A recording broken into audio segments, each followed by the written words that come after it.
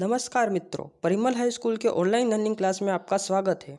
अगर आप हमारे चैनल पर नए हैं तो हमारे वीडियो को लाइक करें, चैनल को सब्सक्राइब करें और उसके पास दिख रहे बेल आइकन पर क्लिक करें और ऑल नोटिफिकेशन को अनेबल करें, जिससे आप हमारे सारे वीडियो सरलता से देख सकें। यहाँ हम कक्षा 10 हिंदी मीडियम के साइंस सब्जेक्ट में चैप्टर नंबर 1, जिसका नाम है रासायनिक अभिक्रियाएं एवं रासायनिक समीकरण के बारे में अभ्यास करेंगे। रासायनिक अभिक्रियाएं वे अभिक्रियाएं होती है जिसमें नए गुणधर्म वाले पदार्थ बनते हैं। मित्रों, हमेशा याद रखना कि यहाँ पर जो भी पदार्थ बनेंगे वो बिल्कुल ही नए गुणधर्म वाले होंगे। अब हमारे दैनिक जीवन में होने वाले कुछ रासायनिक अभिक्रियाएं नीचे अनुसार है, जैसे कि दूध का दही बनना, भोजन का पकना, मैग्नीशियम रिबन को वायु में जलाने पर मैग्नीशियम ऑक्साइड का निर्माण होना, शरीर में भोजन का पाचन, अंगूर का किण्वन क्रिया इत्यादि। अब परिवर्तन दो तरह के होते हैं, एक होता है भौतिक परिवर्तन और दूसरा होता है रासायनिक परिवर्तन। भौतिक परिवर्तन में मुख्य रूप से अवस्था, रंग या गंध इत्यादि में परिवर्तन देखने को मिलता है।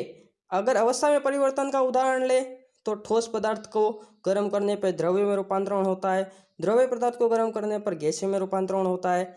इसका उदाहरण लेते हैं, जैसे कि बर्फ को अगर हम गर्म करते हैं तो उसका रूपांतरण होता है पानी में, पानी को गर्म करें तो उसका रूपांतरण होता है वाष्प में। अब ये प्रक्रियाएं प्रतिवर्ती होती है, अर्थात कि वाष्प को अगर हम ठंडा करें तो उसका रूपांतरण हो जाएगा पानी में, और पानी को अगर हम ठंडा करें तो उसका रूपांतरण हो जाएगा बर्फ में। इसके उदाहरण कुछ वाष्पीकरण, आसवन, उद्वपातन आदि प्रक्रियाएं भौतिक परिवर्तन के उदाहरण है। अब आता है रासायनिक परिवर्तन। रासायनिक परिवर्तन में हमेशा नए गुणधर्म वाला पदार्थ बनता है। जो भी पदार्थ बनेगा कुछ नए गुणधर्म वाला ही बनेगा, जैसे कि हाइड्रोजन गैस और ऑक्सीजन गैस के बीच रासायनिक अभिक्रिया होने से बनता है पानी। अब यहाँ पर हाइड्रोजन गैस हमेशा दहनशील गैस है, मतलब कि विस्फोटक गैस है, और ऑक्सीजन गैस दहन पोषक गैस होता है, अर्थात कि जलाने में सहायक होता है। अब दहनशील और दहन पोषक गैसों के मिश्रण से जो नया पदार्थ बनता है पानी, वो हमेशा दहन शामक होता है, जो हाइड्रोजन और ऑक्सीजन से बिल्कुल ही अलग गुणधर्म दिखाता है। अब रासायनिक अभिक्रियाओं के अभिलक्षण। मित्रों, यहाँ अभिलक्षण से हमारा तात्पर्य है कि जब भी कोई रासायनिक अभिक्रियाएं होगी तो उसमें कौन कौन से लक्षण हमें देखने को मिलते हैं वो। तो पहला अभिलक्षण हमें देखने को मिलता है गैस का उत्सर्जन, जैसे कि जिंक तथा तनु सल्फ्यूरिक एसिड के बीच अभिक्रिया होने से हाइड्रोजन गैस उत्पन्न होती है। यहाँ पर प्रबल धातु के रूप में जिंक, कॉपर या फिर आयरन का उपयोग कर सकते हैं, और सल्फ्यूरिक एसिड या फिर HCl के साथ अभिक्रिया होने से हमेशा हाइड्रोजन गैस निकलती है। दूसरा आता है तापमान में परिवर्तन, जैसे कि चूने तथा पानी के बीच अभिक्रिया होने से बुझा हुआ चूना बनता है तथा काफ़ी मात्रा में ऊष्मा निर्मुक्त होती है। तीसरा है अवक्षेप का बनना। लेड नाइट्रेट और पोटेशियम आयोडाइड के बीच रासायनिक अभिक्रिया से लेड आयोडाइड के पीले अवक्षेप बनते हैं। अवस्था में परिवर्तन। हाइड्रोजन गैस और ऑक्सीजन गैस के बीच रासायनिक अभिक्रिया होने से पानी बनता है। यहाँ पर हाइड्रोजन गैस स्वरूप में है, ऑक्सीजन गैस स्वरूप में है, परंतु पानी द्रव्य स्वरूप में है। इसी प्रकार से रंग में परिवर्तन, जैसे कि लोहे पर जंग लगना। रासायनिक समीकरण। किसी रासायनिक अभिक्रिया का प्रतीकों एवं सूत्रों द्वारा निरूपण ही उसको रासायनिक समीकरण कहा जाता है। यहाँ पर अलग अलग तत्वों के परमाणु को अलग अलग प्रतीकों द्वारा दर्शाते हैं, जिसका अध्ययन हमने पिछली कक्षाओं में किया है।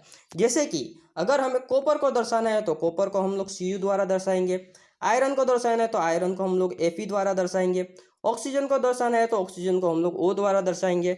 इसका एक उदाहरण लेते हैं, जैसे कि मैग्नीशियम रिबन को वायु में जलाने पर मैग्नीशियम ऑक्साइड का निर्माण होना, यह एक रासायनिक अभिक्रिया को समीकरण के रूप में निम्नलिखित रूप से लिख सकते हैं, जैसे कि magnesium plus oxygen that gives magnesium oxide. Magnesium को Mg के द्वारा दर्शाया जाता है, यहाँ पर ऑक्सीजन का अणु है इसलिए इसे O2 द्वारा दर्शाया गया है, और वो दोनों के बीच में अभिक्रिया होने से बनने वाला मैग्नीशियम ऑक्साइड जिसे MgO द्वारा दर्शाया गया है।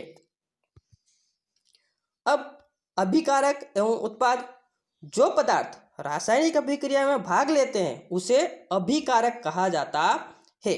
अभिकारक मित्रों हमेशा याद रखिए, जो भी अभिकारक है वो हमेशा बाईं ओर लिखा जाता है, तीर के हमेशा बाईं ओर लिखा जाएगा या फिर लेफ्ट साइड में लिखा जाएगा।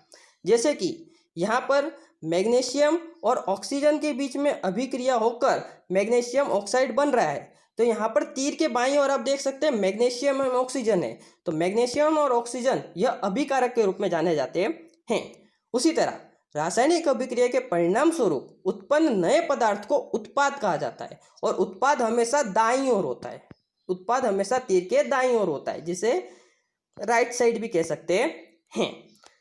यहाँ पर आप देख सकते हैं कि मैग्नीशियम ऑक्साइड यह उत्पाद है जो तीर के दाईं ओर है। अब संतुलित रासायनिक समीकरण, ऐसा रासायनिक समीकरण जिसमें अभिकारकों और उत्पादों में प्रत्येक तत्व के परमाणु की संख्या बराबर हो तो उसे संतुलित रासायनिक समीकरण कहा जाता है। यहाँ पर अभिकारकों में और उत्पादों में हमेशा परमाणुओं की संख्या कैसी होगी, समान होगी। जैसे कि Cu plus H2SO4 that gives CuSO4 plus H2। यहाँ पर अभिकारक में Cu का एक परमाणु है, उत्पाद में भी Cu का एक ही परमाणु है। उसी प्रकार से यहाँ पर अभिकारक में H2 के 2 परमाणु हैं, उसी तरह यहाँ पर भी हाइड्रोजन के 2 परमाणु है। यहाँ पर सल्फर के 1 परमाणु है, उत्पाद में भी सल्फर के 1 परमाणु है। अभिकारक में ऑक्सीजन के 4 परमाणु हैं और उत्पाद में भी ऑक्सीजन के 4 परमाणु है। असंतुलित रासायनिक समीकरण, ऐसा रासायनिक समीकरण जिसमें अभिकारक और उत्पाद में एक या अधिक तत्वों में परमाणु की संख्या असमान हो तो उसे असंतुलित रासायनिक समीकरण कहा जाता है।